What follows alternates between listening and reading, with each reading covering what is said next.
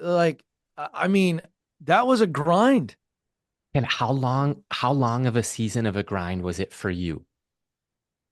Um, it was 7 years Mm, of a grind, and then Dave Ramsey called and gave me a seat on a rocket ship, and so that's so. I hope you understand. I'm not being cute. It right. is both.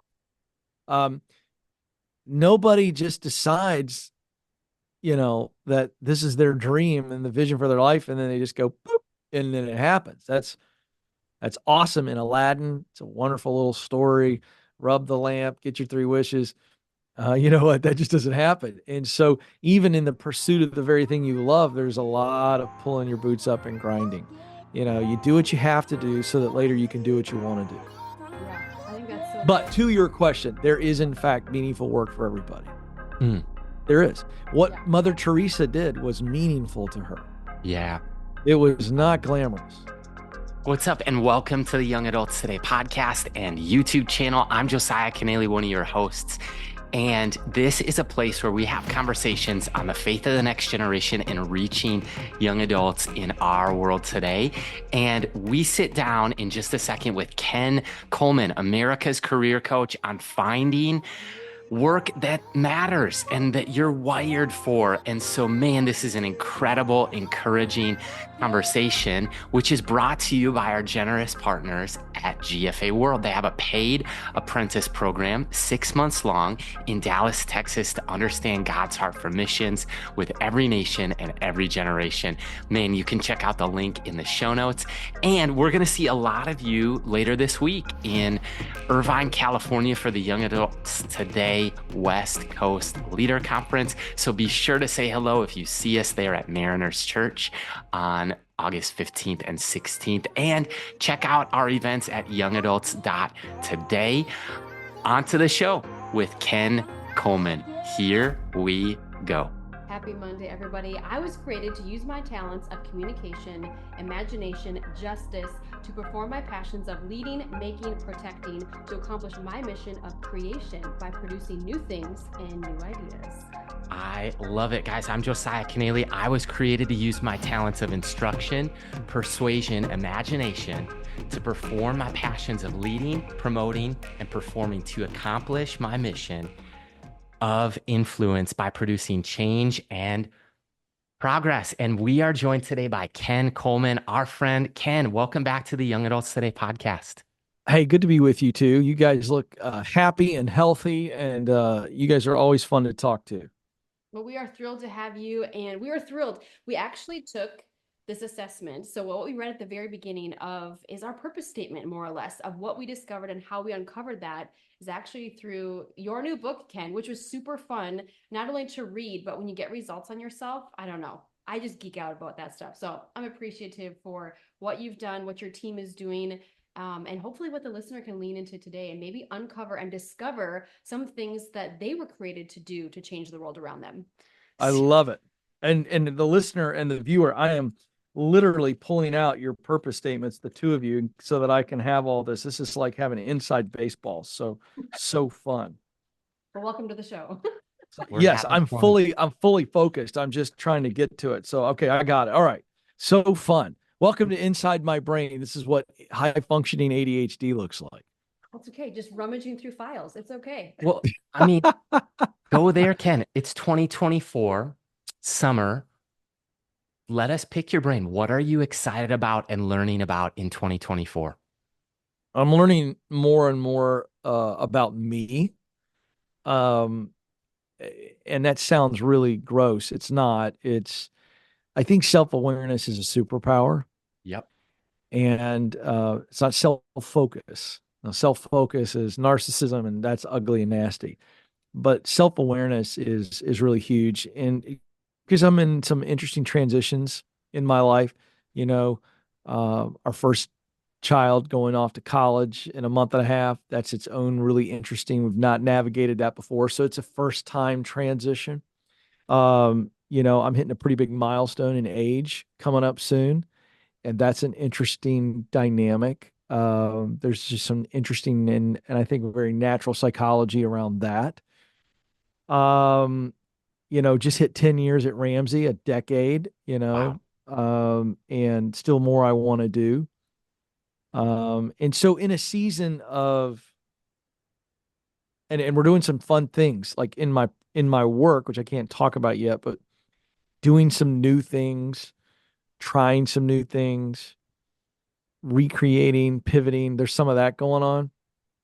And so all of those things I just mentioned require two things that I'm not naturally gifted at doing. And so I'm learning and becoming self aware of how big my gap is so that I can close it. The two things are um, patience and control.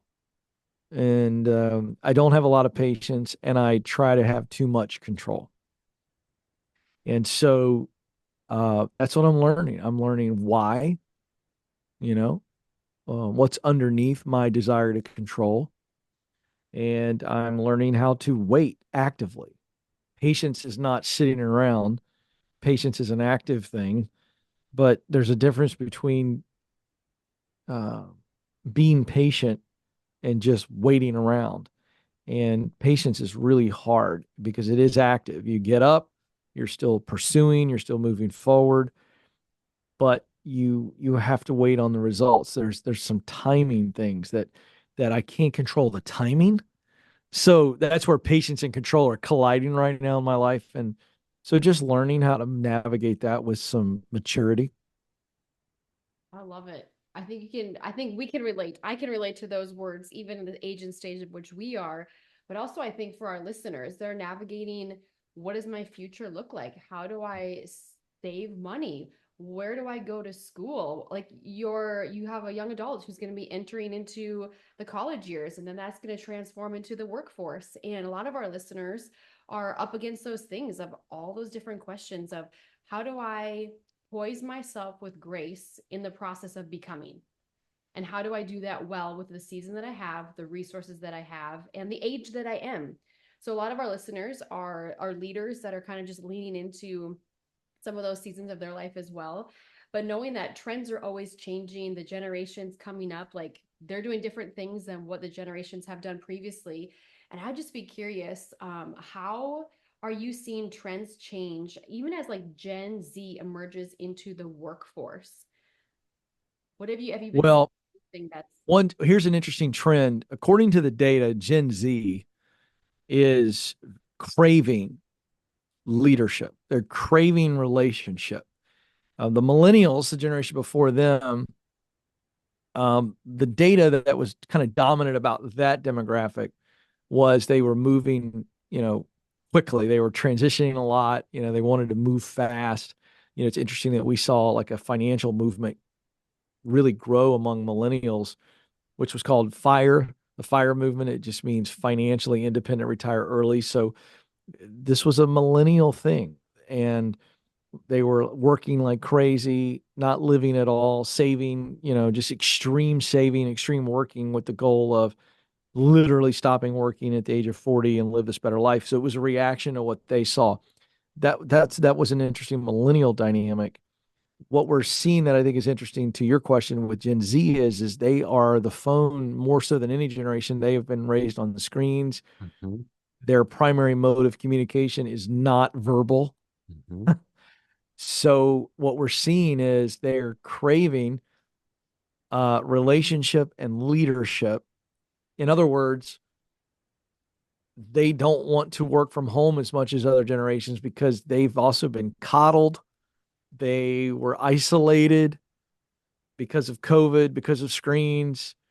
And all of a sudden they're like, I actually need human contact and I need a lot of guidance. So the reason that Gen Z is really craving leadership is because they've been coddled more than any generation. They never actually had to make a sandwich. You know, they were given trophies for losing 10 straight soccer games. I mean, this isn't just a Gen Z issue. It's not their fault, by the way. But my point is, they're just more coddled than any previous generation. And so now here they're hitting the workforce and they're like, their parents are showing up at interviews, job Right. interviews. This is like Yeah. a normal thing now. And so they're craving guidance. So one of the positives coming out of all of that coddling is they're kind of going, I want to be in the office and I need to be guided. And so it is an opportunity for leaders to actually, in some ways, parent these Yeah. kids properly in a professional environment, not be their actual parent, but take on that role of, hey, you got this, go do your TPS report. And if it's bad, I'll tell you where you did it wrong, but you don't need me to do your TPS report for you. I think that's an interesting dynamic right now that I'm seeing with Gen Z as they enter into the workforce. I love it. And, a lot of 20 somethings that we talk to every single day, one of the things that young adults, young leaders, young pastors are all up against, maybe even like us as a millennial young family with two young kids, is they're feeling the pinch and the squeeze of inflation. And my question is, I mean, it doesn't seem like always income is keeping up with inflation. Along those lines, as cost of living increases, can people still achieve their financial goals? And if so, how? Yeah, by flipping that narrative right there. So the major cultural narrative is my income needs to keep up with inflation. Why aren't they paying me? What inflation? It's always up to somebody else to pay you to keep up with inflation. So that's the wrong narrative. The narrative is not, the focus is not, does my income keep up with inflation? The narrative is, does my lifestyle fit my income? Ooh, that's good. Yep. So I get it. I get you're a young couple. You want the house like your mom and dad had. Guess what? They didn't have that house most likely when So they first true. got married. So true. I get it. You want the nice car. You want this. You want that. You want the golf membership. You want whatever. You want all that. I get it. It's so natural. But when the narrative is I'm not making enough to live the lifestyle I want, you get into a real unhealthy focus quickly. So the focus should be first and foremost, where am I at in this particular moment in time financially based on what I do for a living? Does my lifestyle fit within that? In other words, not this, right? And for our listening audience, it's not like right to the brim. It's if the cup is 10 inches tall, maybe we should only put 8 inches of liquid in it. And Hmm. that's cutting it close, right? But that's the idea. And so am I living on less than I make?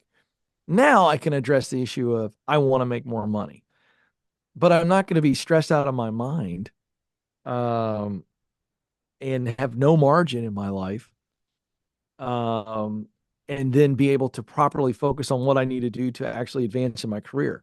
So let's get the first things first. Let's live on less than we make. Let's fit our lifestyle to our bank account and to our earning, and then let's focus on doing the things to become better as a person and as a professional. And then when I get better, my paycheck will get bigger. Yeah. I think it was really refreshing. Josiah and I were on the road or in the airport a couple weeks ago, and we came across this young adult. She's from our area. She's Yep. 25 years old. She landed her first big girl job after getting her master's, and she works in Healthcare. the healthcare and the HR department. And she loves what she gets to do. She absolutely loves it. And her mom was with her, and her mom was standing with us, and her daughter went to go get a Starbucks. She's like, "Oh yeah, she knows how to spend money, and Starbucks is a treat for me, but her it's like every day, so she's like, but she gets paid really good, and she's like set herself up really good." So the daughter comes back and she's just sharing. She's like, "Hey, like I know that my lifestyle that I want to live, like I know I need to live within the means of that." So she goes, "I'm gonna work hard, I'm gonna do what I feel like I'm called to do." But just her awareness of her lifestyle of which she wants to live, her spending habits, what her education is going to cost her, or still, she's still paying that off. But it was just refreshing to find somebody so young who wasn't making excuses for their habits, but was aware of the habits of which they want to live out and how they need to feed them. So, with education, Ken, I'm so curious of, I know you guys talk about this a lot within the Ramsey Solutions, but a lot of the young professionals that we talk to, they feel like they hadn't gone to college. They didn't choose college. Or if they hadn't gone to college, they'd be further ahead. Right. Like this is the regret that like our generation, we're millennials, Yeah. and what maybe our brother and sister-in-law are saying, or like friends that have jumped into real estate at age 25. They're like, man, I'd be Yeah. so much further ahead had I not gone to college. And so, I mean, what should high school graduates, what are you telling your daughter about the future and higher education and making those life defining decisions? Yeah, well, let's just take my daughter Josie. She's 15, and she recently told us that she wanted to leave her private school and do online school because she wanted to, her words, go all in to make it as an actress. And she's done some acting throughout her very young life, and she's very good at it, and she's made really good money. Wow. And so when she told my wife and I that, we were like, great, let's look into it. Let's see what that transition is going to look like. And we talked her through it. You know, you're active in sports, you're active with friends. I don't want you to become isolated. You know, you're going to have to be intentional.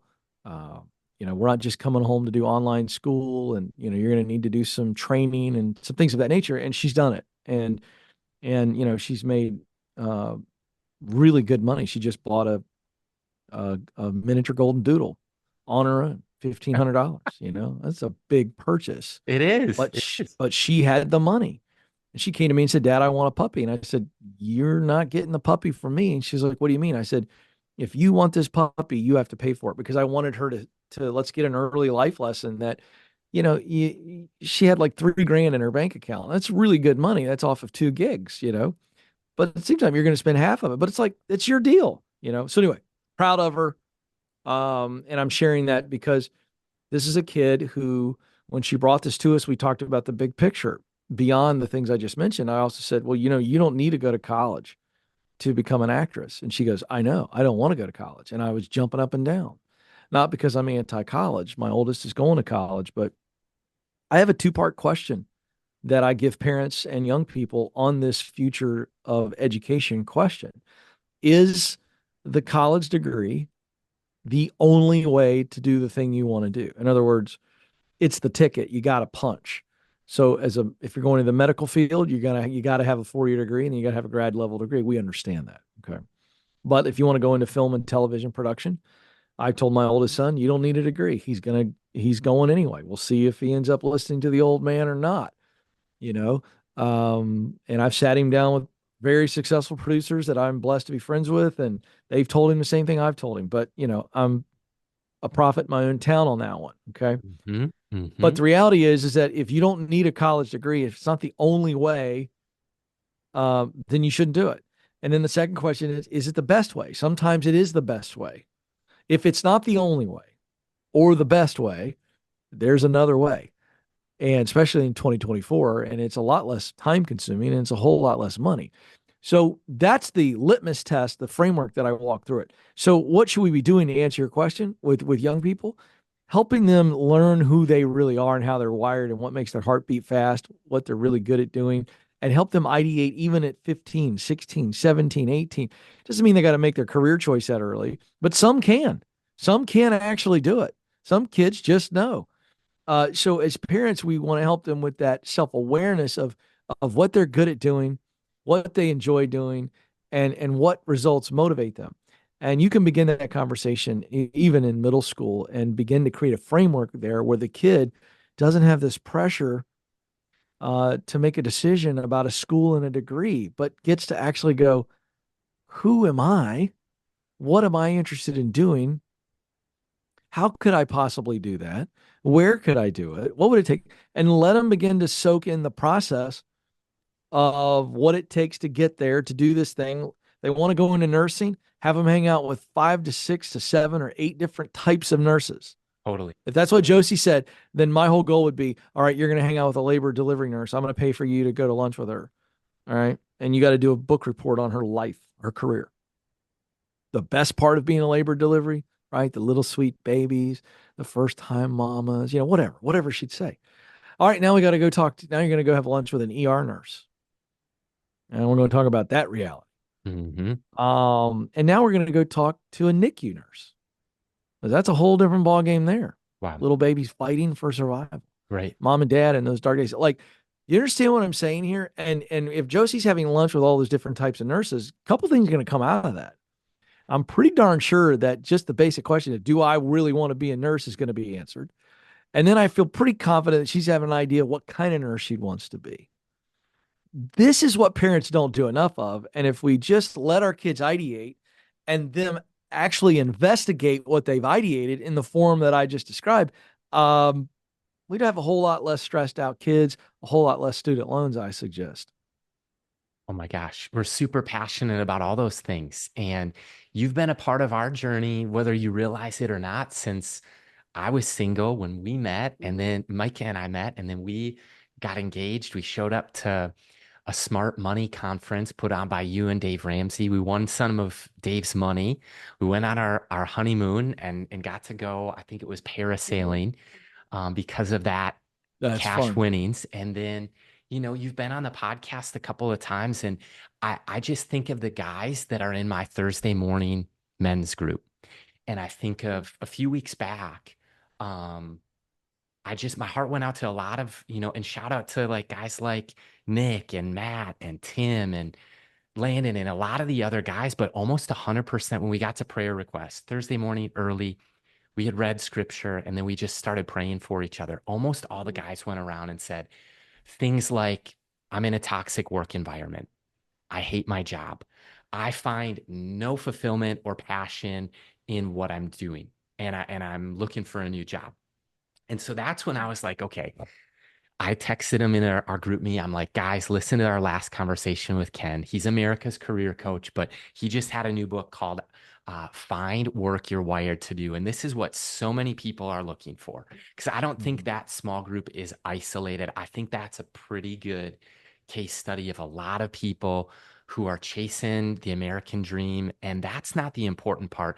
I like the lines of what Timothy Keller calls every good endeavor. Like, Yeah. God created us to do work, and that's what your message is. But do people have to just pull up their bootstraps, suck it up, grind it out, or is there meaningful work, fulfillment, and purpose that people that the vast majority of men and women could experience?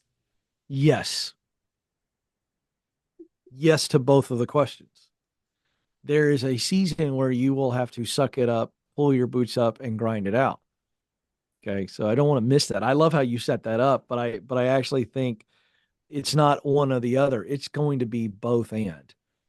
Okay. So the awareness piece that we were talking about, using my daughter as an example, and the get clear assessment, find the work you're wired to do, does give someone a methodology, an actual mechanism, a tool to figure out what is meaningful work for me. What does it look like? What is the work I'm wired to do? Right. And by the way, the work you're wired to do is very simple. It's where you can spend most of your day using what you do best to do what you love to produce results that you care about. And I just say that again because this is the definition of a dream job.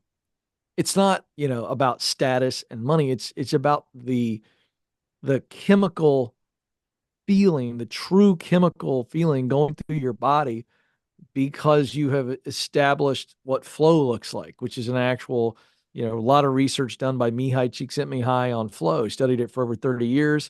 You can go watch the TED talk on it. But, this idea of, if I spend most of my day using what I do best, that's the talent, the skill part, to do what I love. That's a sense of love and passion for the task or the role to produce results that I care about. This is where our values comes in. Let me just tell you something. You're really fulfilled, and you aren't asking for prayer for your job situation. You just aren't, because you're really fulfilled. And then if something crazy happens, you lose your job, or the economy hits or a pandemic hits, you can still pivot to that. So I want to address that. Yes, there's meaningful work, and that's what meaningful work looks like. Now, if you're like the guys in your men's group, the reason I said yes to both, yes and, is because you have responsibilities and you got things you got to do. And so there's a season of transition for Yep. everybody. Yep. So I don't know what that looks like. So it's probable that you are going to have to pull up the boots, grind it out. I did it. You know my journey. You know my story very, very well. And I was grinding it out, running a sponsorship company that I could give two craps about, other than the fact that it took care of my wife and three kids. I didn't care about the work. It was grinding. Yeah. Okay. And then don't forget the very thing that I love, I had to grind. I mean, I was introducing balloon artists and mimes at local festivals. I was doing high school football play by play on the internet. The only two people that were listening was the kid next to me and my wife at home because she's a good woman. Like, I mean, that was a grind. And how long of a season of a grind was it for you? Um, it was 7 years Mm, of a grind, and then Dave Ramsey called and gave me a seat on a rocket ship, and so that's so. I hope you understand. I'm not being cute. It right. is both. Um, Nobody just decides, that this is their dream and the vision for their life, and then they just go boop, and then it happens. That's awesome in Aladdin. It's a wonderful little story. Rub the lamp, get your three wishes. You know what? That just doesn't happen. And so, even in the pursuit of the very thing you love, there's a lot of pulling your boots up and grinding. You do what you have to do so that later you can do what you want to do. Yeah, I think that's so But good. to your question, there is, in fact, meaningful work for everybody. Mm, There is. Yeah. What Mother Teresa did was meaningful to her, yeah. it was not glamorous, you know. But there are some people that are just wired to fix HVAC machines and they love it because they know that they came in and saved the day, you know. So yes, the answer is yes. I love it. I think each person needs to know, even just listening, that we our hope and our prayer is that you find meaningful work in your life.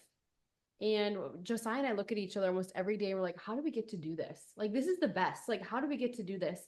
And I don't want to sound like we don't do anything when I say this next part, but it feels like when I go to bed at night, every night feels like a Friday night, meaning that I look forward to no matter what day, if it's actually Tuesday tomorrow, like I go to bed with peace in my heart, knowing that we are responding to God's call to do what we're called to do. We're fulfilling the purpose. We don't know how long a season is. Maybe it's a forever thing for us, and it'll shift and pivot and have its different looks as time goes on.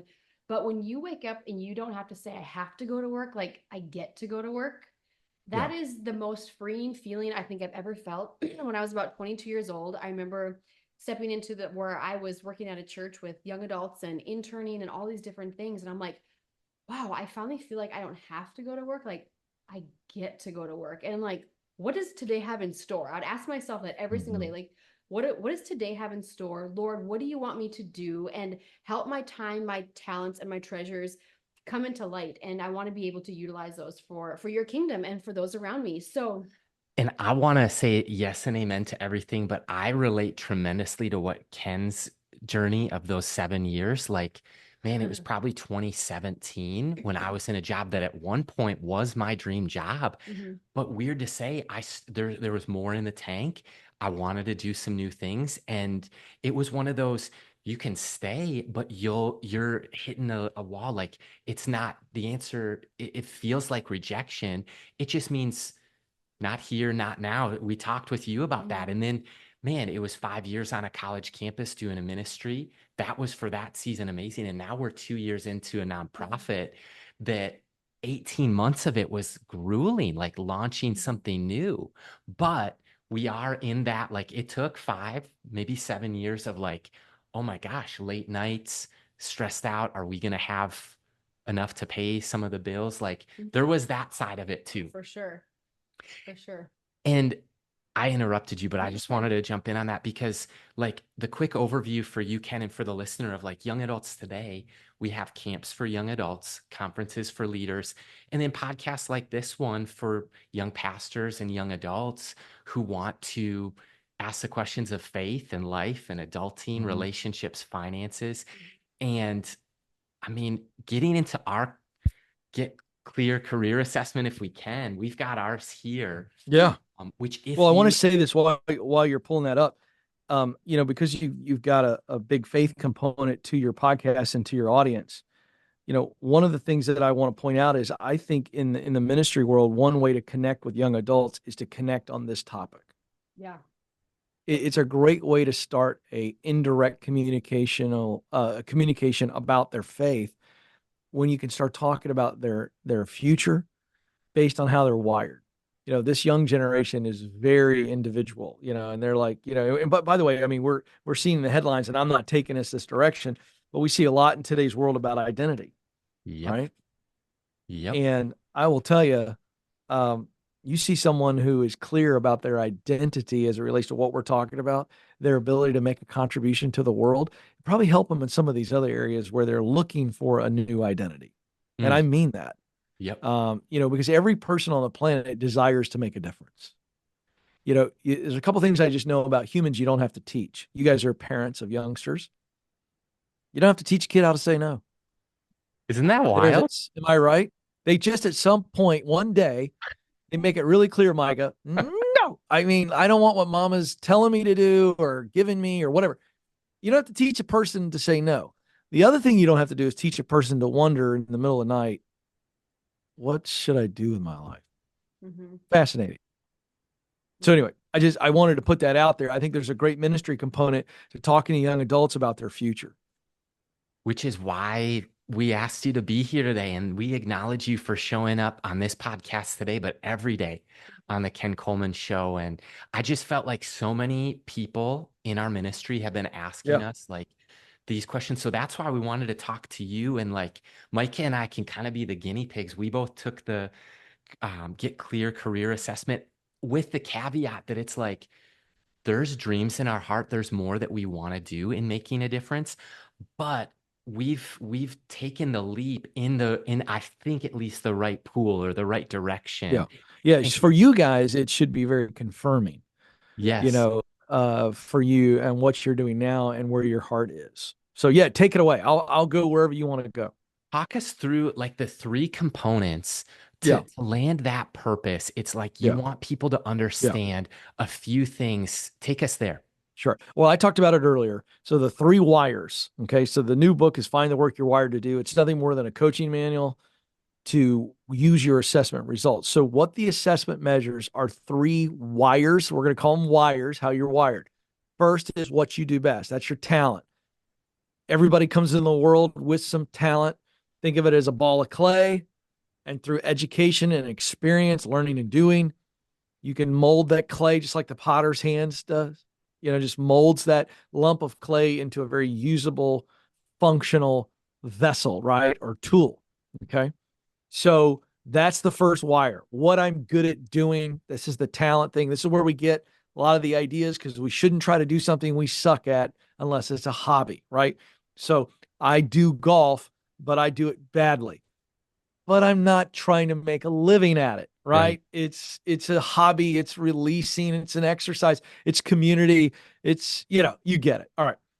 So first wire is what do we do best? That's our talent.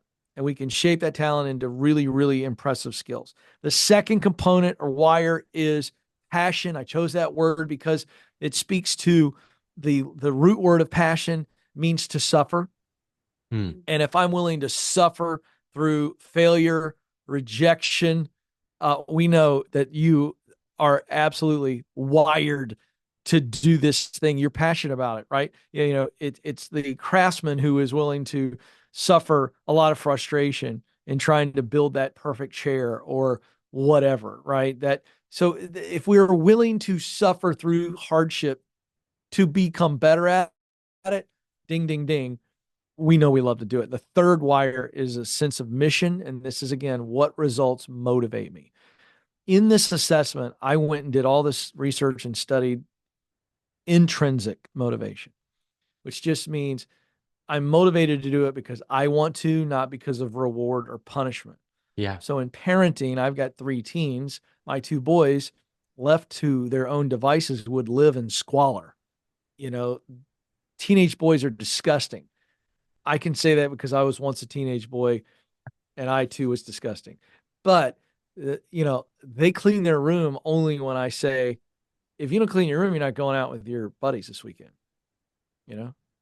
And so they gripe and they clean their room. Is that intrinsic motivation? Are they doing that because they want to? No, they're doing it because they have to. So it's for the reward of hanging with their buddies or to avoid the punishment of not hanging with their buddies. That is great parenting. It's horrible leadership. It's manipulation is what that is, right? I'm manipulating my kids, and that makes me a Podcast right good there. it's a whole separate podcast. That's a little extra nugget of content. Don't lead that way, right? Don't lead people that way. Parent that way, absolutely, right? But I digress. And so the missional component is based on intrinsic motivation. And there's 6 intrinsic drivers of motivation from psychology research. So your missional result is the third wire, and it means what are the results that motivate me? Okay. So for instance, if you are driven by, and I'll use one of you an example, influence, I believe that was you, That's me. Josiah. Yep. So Josiah, you are motivated by the result of influencing people to change. Mm-hmm. If you were in a role where the primary result of that job was solution, you would be miserable. You'd be absolutely miserable, right? Because it's not a fit for you. For sure. Same thing with me. So I want people to understand that third element, that third wire is the results that motivate you, right? And so when you see a missional result like Josiah's of influence, it tells me he needs to have people results. Mhm. If his job is not creating people results, in other words, transformation, Yep. positive change, he is not going to have the juice. He's not going to show up with any kind of sense of motivation. And leaders, you cannot, the reason I brought up this leadership point earlier about the parenting is because if you can find what fires your people up in this sense of mission here, this result that matters deeply to Josiah, then you better put him in a position where most of his day he is generating those results, or else he ain't going to be a happy camper and he's not going to stay very long. So that's the 3 wires: using what I do best, talent, to do a task, perform a role that I enjoy.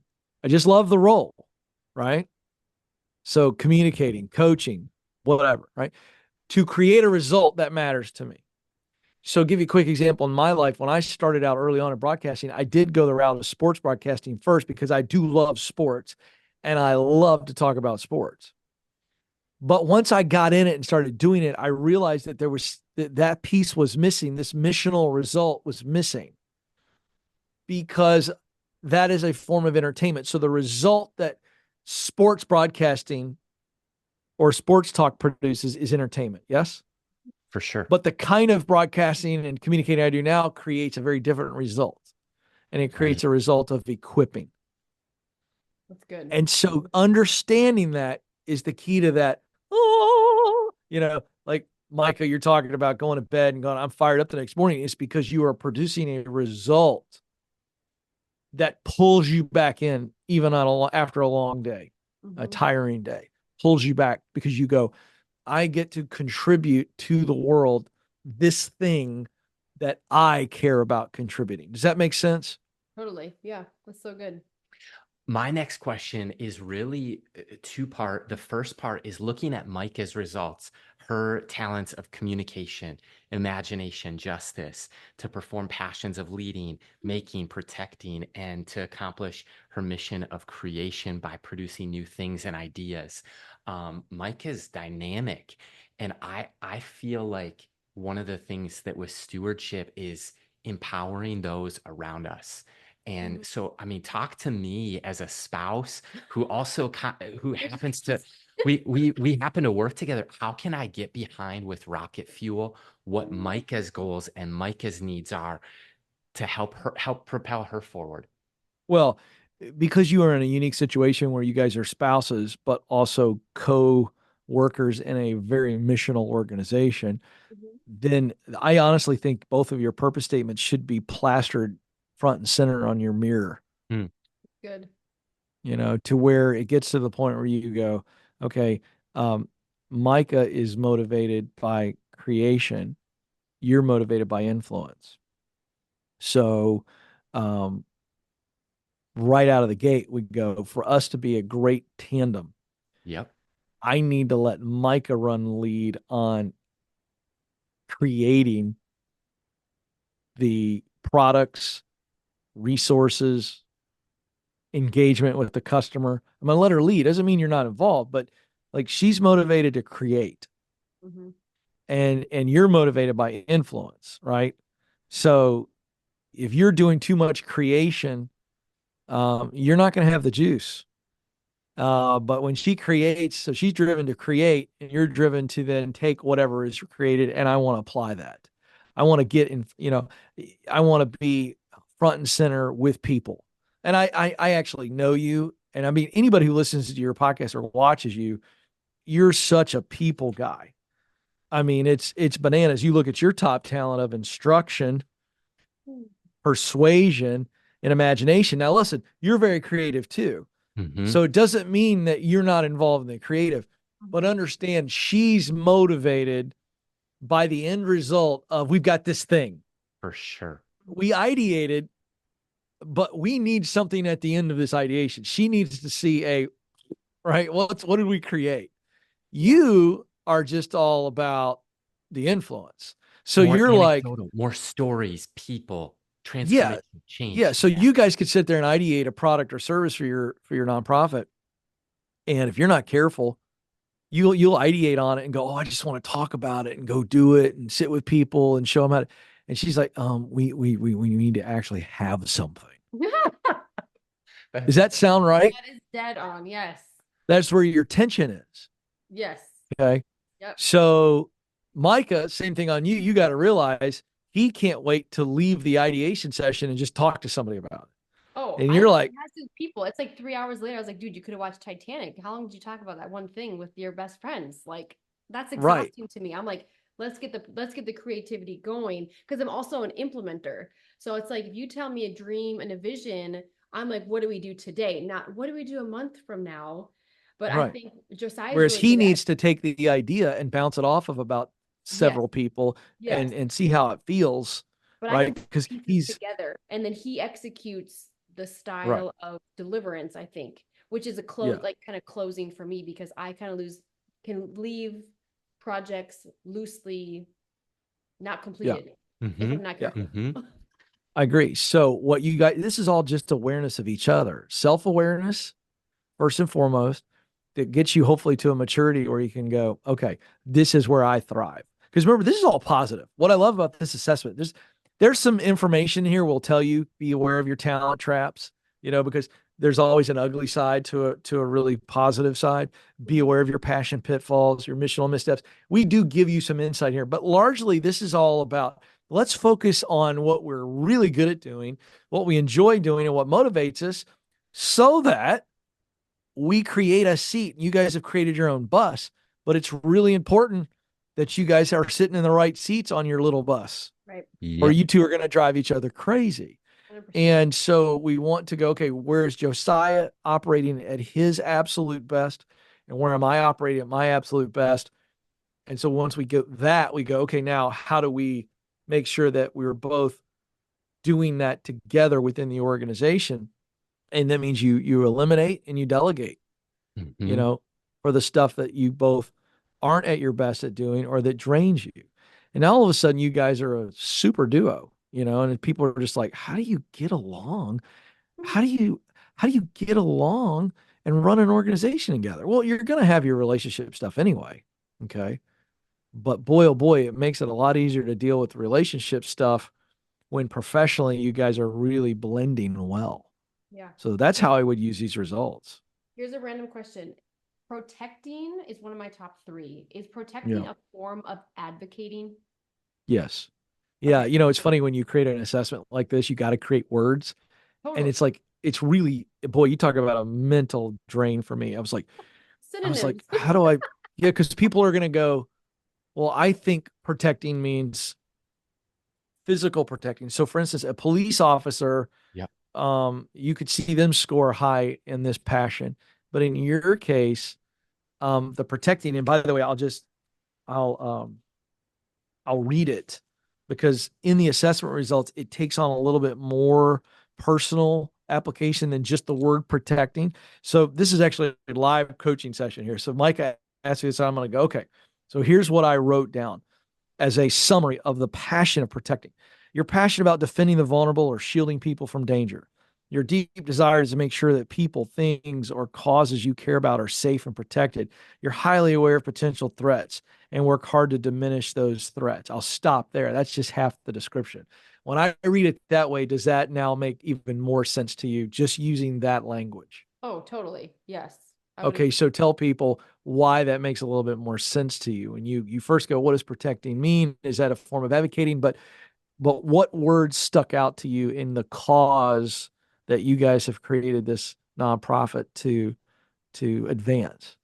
Yeah, I would even say just like the people group, because I think 18 to 30-year-olds come into a church setting or on a college campus and they feel like they're the odd man out. And the question that they are asking without asking is, what about us? So advocating for a group of people that are being overlooked, being over researched, undereducated, and yeah, just coming alongside them, I guess So more or let me less. reread this sentence, folks. You Uh-oh. can't, this is so fun. Your deep desire is to make sure the people, things, or causes you care about are safe and protected. What Yes. you just said was so beautiful. And it was absolutely about making that group that you were talking about feel safe in a church environment. Yeah. Boom. And so the very idea of protecting, you know, um, it could be training others, mentoring others. This is from the actual assessment. Uh, Serving, you know, confronting issues. I mean, it's all very, very personal. So yeah, that's why you scored high on protecting. Well, that makes sense, huh? I look at Micah too and her like passion point sweet spot, how you talk every day on getting people unstuck and clear about the work. I watch her speak to thousands of young adults and they line up to ask her Mhm. questions about dating and sex and relationships and engagement and all of So that's those. protecting. So That that's is all protect. protecting. Micah, Yes.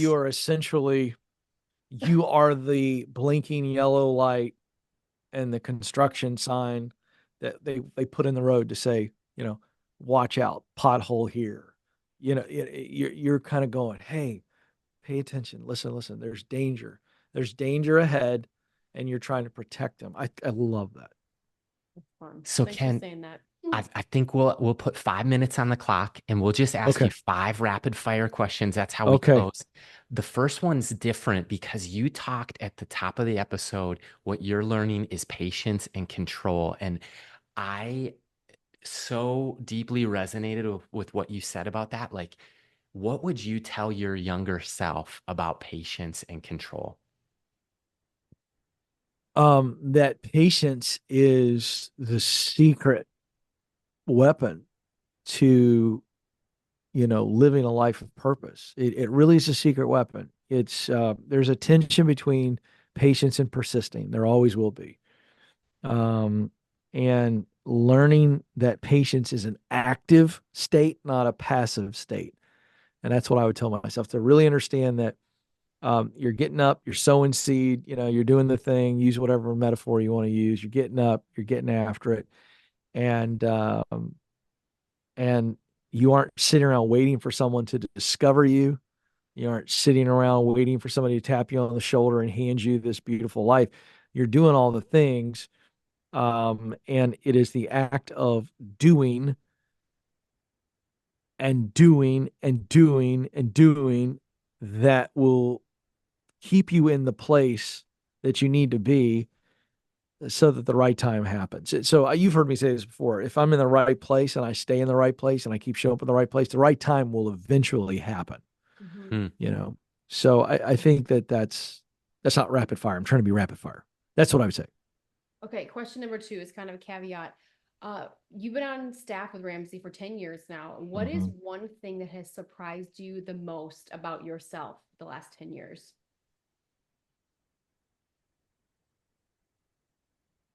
The daily discipline, the daily discipline, and how it adds up. And you look up and they say you've been here 10 years, and you're like, what? The daily discipline of showing up and doing what you have to do so that you can do what you want to do. That has surprised me because I'm not by nature a very disciplined person. My personality is very fun and spontaneous, and you know what I mean. There's some people that are just very naturally processed and very disciplined, and I can be very disciplined, but it is my discipline is a result of my conviction. Mm. And so been kind of surprised at how I've been able to stick with it and stay with it. If you'd have asked me 10 years ago if I'd be at Ramsey 10 years later, I'd probably go, how do I know? That's a long time from now. Who knows what's going to happen? Just so possibility thinking. Yep. So that's been kind of interesting. Makes me feel old too, but not in a bad way. Just like, really? Seasoned. Wow. It's it's amazing. What about the fun question today is favorite sports team and favorite superhero? We've never Well, my asked you favorite that sports before. team. Oh, my favorite sports team is the University of Michigan football team. There never will be. There never should be a bigger favorite than that. And I want to point out to all of you Michigan haters out there and to the Michigan fans listening, we are 15-0 and the undefeated, undisputed national champions of college football. Wow. And Thus, I am a champion. The Vikings were wise, and they're going to garner some of your attention here in Minnesota. I think you'll be doing a skull clap. I will be watching a lot of Vikings football over the years to come because I think J.J. McCarthy was the best quarterback drafted. I think he's the winningest. Well, I don't think so. He's the winningest quarterback in that draft by a long shot. I think they got themselves a winner. And it's going to be fun with our receiving core of Justin Jefferson, I of get it. Jordan Addison, of TJ Hawkinson. You can put me in for a few reps if you want. I'll have fun. Yeah, I agree. Oh, okay. Question number 3. If you could ask us one question, what would you want to ask us today? Maybe it's question number 4, actually. If I was going to ask you guys one question, Mm-hmm. well, I feel like it's 2 of you, so I got to ask each of you, or do you want just one question for both of you? What do you want? You choose. Well, the question for each of you that I would want you both to answer is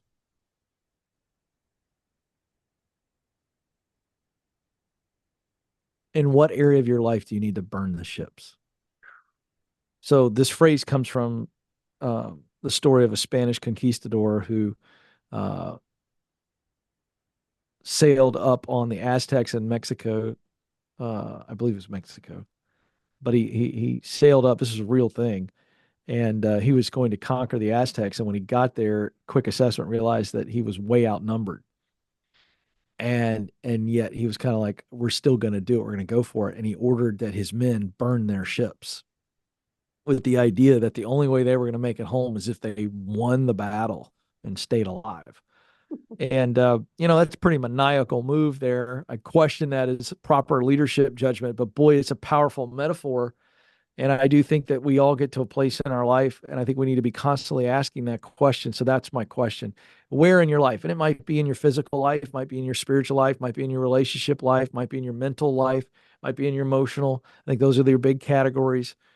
And where do you need, and what I'm asking essentially is where do you sense that you have a sense that and a conviction that I need to actually move forward, and I'm dragging my feet and I'm just kind of and I need to remove the option of retreat. And so that's what I mean by where in your life do you need to burn the ships, where it's like step out and go do it, and there is no retreat. It's all in, and then we play the chips as they fall. That would be my question. Go ahead. You go. Love that question. This week we taught somewhere, and I look in the third row. We were tag team preaching at an event, and one of the best Bible teachers I've ever heard teach was sitting in about the third row.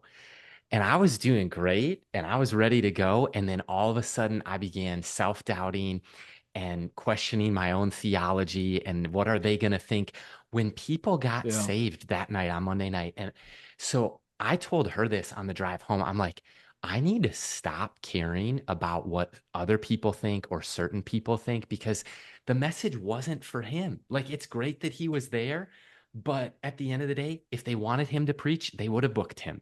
Mhm. And so Mhm. I just think that on some level, I've cared, Ken, too much in the past what other people think. And Yeah. maybe it's doing what we do, or I've drawn maybe too much of my self-worth or identity in what of the approval of people or the need to be seen Yeah. in a positive light. But just being faithful with my assignment that God gives me or that I'm given Mhm. and going with it confidently. Yeah. And I might mess up some things, but like Yeah. not letting it deal with my inner dialogue, what people are going to think. Oh, that's Yeah. good. Yeah. I love it. Yeah. I get that. I've suffered from that as well. And I think, bro to bro here, I just think, you need to understand that that's an issue of pride. Mm, You care more about what other people think than what you believe. And you believe when you took that gig that you belonged up there. When you prepared that message with Micah, you believed you were supposed to deliver that message. And then, some big shot sat in there and you started questioning, well, what is he going to think about what I say? And that's pride. mm.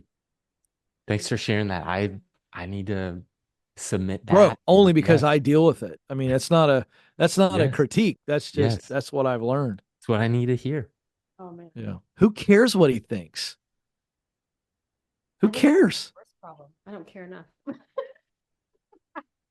Oh No, man. I don't know. That's a strength. That means you're just like, you know what? This is what I believe, and I'm going to say it, and whoever doesn't like it, deal with it. Get the filtered version of me, hopefully. Oh my gosh. I think for me, it's gonna sound strange maybe coming out of my mouth, but most people are fear, like they are afraid of failing. And I think for me, I'm actually more or less afraid of success in the sense of the more, I don't want to say discovered you are, the less privileges you have, but realizing like, wow, can my character withstand the things that God has called me to? And what grit do I need to grow in, um, biblically, theologically, communicationally? I don't even know. Like, there's this weird undercurrent. I think it's like, what would that look like? And maybe it's pride. I don't know if pride's attached to that or not, but it's weird because I'm like, I'm not really afraid of failing because I'm afraid to fail. Well, I tried, whatever. But there's this weird thing about success and maybe breakthrough. And maybe I'm afraid to see all the things that God has because if you'd show it all to me at once, I'd run the other direction. I don't know. But No, I think you're right. I think it's a fear issue, but I think you're afraid of falling, not failing. oh, maybe. I think you got. I mean, I don't know. I mean, we're. It sounds to me like you've got some Hangups. self righteousness going on. Maybe, yeah. And I I mean, would this sounds like to harsh. It's not. I'm not being harsh. I'm saying it feels like you've got this thing like, oh, I'm afraid of success. By the way, you're not afraid of success. That's a total, your brain is lying to you. You're not afraid of success. You're actually afraid of, you've got something going on in your past that you've seen that's shaping that. I don't know that it's anything you've done, but I think it's more you've seen something. You're like, okay, what if this happens, this happens, this happened? Would I turn into this person? And I think you have a fear of falling, that's good. not failing, Amazing. and stumbling. Because I think you're pure. I really think it's all, and that's what I meant by self-righteousness. It's like when we get unhealthy on something, it's to hear somebody, anytime somebody tells me they're afraid of success, I go, you're not afraid of success. You're afraid of becoming something that you've seen others become, and you're tying that to their success when it was never the success. It was their unhealthiness. Right. All success does is magnify what's already under the surface. That's good. Does that help? Yeah. Oh, we have lots Oh of my ponder. This gosh. is good. I love it. I Ken, hope I'm not wrong. I hope I'm not stepping on your toes. I No, just we're lifelong learners and we would love to be just like corrected or challenged or like if somebody sees something, it's like, yes, please call it out. And we're Mhm. going to take it before the Lord and see what he says too. and I'm not 100% sure that I'm right, but I do think that's the question I would leave with you to dig into. That's It's good. I'm not afraid of success. I'm afraid of some result that I've seen. I guarantee I'm right about that. That's good. That's good. Thank you. Last question is what's one hope that you have for your kids and for the next generation? Oh my gosh. The very simple two hopes for my kids. I want them to marry someone who loves God and loves them. I just want relationship. I want successful relationship, healthy relationship for them. And then I want them to make their mark. That's it. Whatever their mark is, I want them to make it. I want them to be healthy relationally, and I want them to contribute their uniqueness to the world. And I don't care what level that is. I don't put any kind of measurements on that statement. But that's it. That's awesome. So good. That's amazing. And Ken, we're so grateful for you just as a friend from afar. Thanks for Yeah, your time appreciate you today. guys. And we just want to tell you this as a listener of Young Adults Today, find the work you're wired to do. That's our hope. That's Ken's hope. And when you get this newest book, the cool thing is that career assessment that he gave some life coaching, some live counseling. The Get Clear Career Assessment is a part of that book. We'll link to both of them in the show notes. You're listening to the Young Adults Today podcast. Hey, what's up, y'all? It's Josiah, and I just want to invite you this August 15th and 16th right here to Irvine, California. It's beautiful here. We're at Mariners Church, and this is our location for the West Coast Leaders Conference, and it won't be the same without you here. And there's going to be times where you can meet new friends that can last a lifetime in ministry together, learn about generations and practical young adult ministry leadership training. There'll be times of round table, praying together, checking out Thursday nights at Mariners, which is the Thursday night young adult service here. And I'm just telling you, there's a buy one, get one free deal. The link is in the show notes. And bring your team, come. I can't wait to see you here in Irvine, California this August.